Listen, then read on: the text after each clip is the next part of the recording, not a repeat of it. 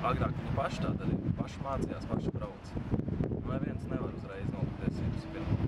Cilvēkiem ir jāmācās, cilvēkiem ir jāapgūst tā teorija, visas braukšanas prasmes.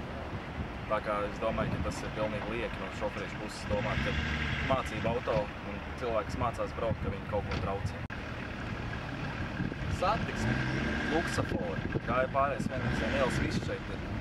Te ir ļoti labi vieta, kur mācīties braukt. Mamiņa netraucē. Ja viņi dažreiz lēnām kaut kur brauc priekšā, pagaidīt, nekas traks tur nenotiks. Nav tā muļķības. Manuprāt, ir jābūt tolerantiem tomēr tādā mērā, jo visi jau tur tajās grupēs ir bijuši, visi ir mācījušies savu laiku un braukuši.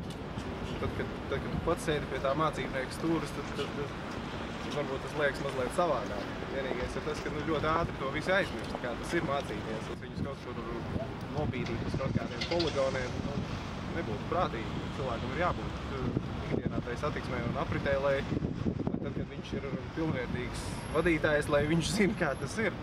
Un manuprāt, tur tikai un vienīgi ir mazliet jāsakož zobi un jāļauj viņiem darīt to, ko viņi dara, jo bez tā nekādīgi.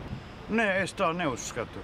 Pašam braucējam ir jāredz, ka tas ir mācība braucējs, jābūt ir uzmanīgam un var braukt. Arī cilvēkiem, tie, kas visi te brauc, ir jāiemācās labi braukt, ne tikai dabūt apliecību.